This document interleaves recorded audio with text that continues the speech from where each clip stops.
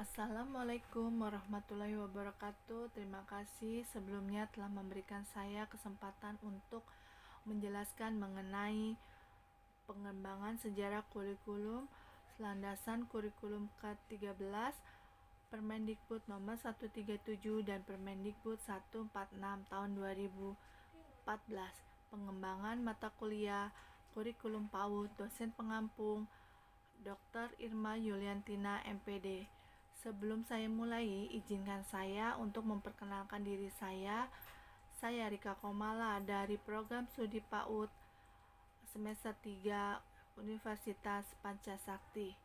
Tanpa berlama-lama lagi, saya mulai dengan sejarah perkembangan kurikulum PAUD dari zaman ke zaman. Pada zaman Belanda, pemerintah Belanda mendirikan lembaga-lembaga pendidikan prasekolah tersebut terbatas untuk mengikuti program pendidikan prasekolah tersebut, yakni hanya mereka yang berketurunan ningrat atau yang bergelar bangsawan.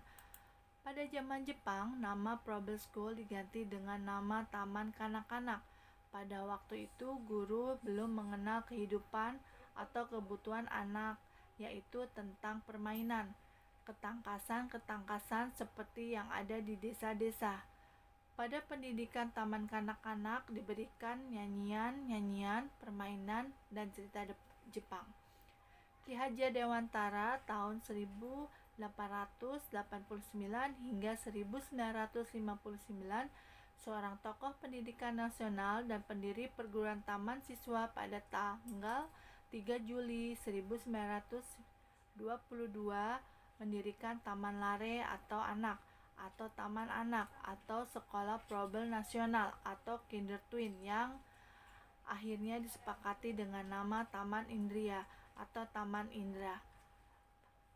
Pada zaman kemerdekaan, seiring dengan perkembangan Taman Indria, berkembang pula Taman Kanak-kanak atau TK yang merupakan adaptasi dari konsep Kindertwin dan Taman Indria. Perkembangan TK jauh lebih pesat daripada Taman Indria. Dalam perjalanannya, lahir pula Rodaton Anfal atau RA yang merupakan penyelenggara program pendidikan bagi anak usia dini dengan kekhasannya agama Islam.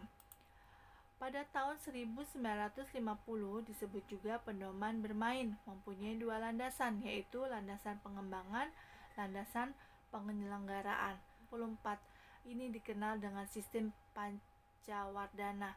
Pancawardhana ialah 5 aspek perkembangan yang meliputi perkembangan moral, nasional atau internasional atau agama, perkembangan kecerdasan, perkembangan emosional artistik, perkembangan kepribadian, perkembangan jasmani. Kurikulum tahun 1968.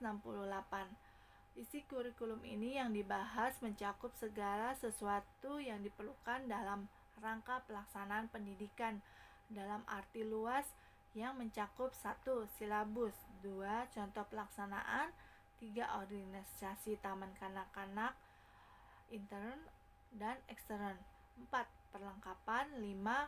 Guru atau pegawai, 6. Administrasi, 7. Evaluasi. Kurikulum 1984 dengan kurikulum 1976 sebenarnya tidak jauh berbeda. Keduanya masih mempunyai kesamaan beberapa hal yang dianggap baru pada kurikulum 1984 adalah 1994 yaitu program kegiatan belajar TK. Tahun 1994 anak dididik dikondisikan dengan sistem kecatur bulan. Sedangkan dalam kurikulum tahun 2004 ini anak dididik dikondisikan dalam sistem semester. Pengembangan kurikulum tingkat satuan pendidikan atas yang dikenal saat ini atau KTSP. Dan penyusunan kurikulum 1. Landasan filosofis, 2. Landasan sosiologis, 3. Landasan teoritis, 4. Landasan pedagogis, 5.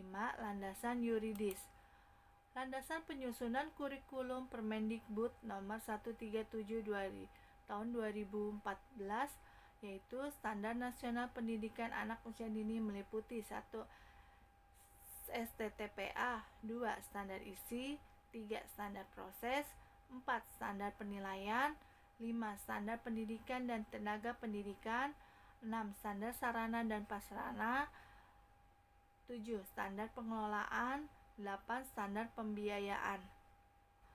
Permendikbud nomor 146 tahun 2014 tentang kurikulum pendidikan anak usia dini pada Undang-Undang nomor 20 tahun 2003. Kurikulum adalah seperangkat rencana dan pengaturan mengenai tujuan, isi, dan bahan pelajaran serta tata cara yang digunakan sebagai pedoman penyelenggaraan kegiatan pembelajaran untuk mencapai tujuan pendidikan tertentu. Kurikulum PAUD disebut Kurikulum 2013 Pendidikan Anak Usia Dini. Kurikulum 2013 Pendidikan Anak Usia Dini mengacu pada Standar Nasional Pendidikan Anak Usia Dini. Kurikulum 2013 Pendidikan Anak Usia Dini terdiri atas 1.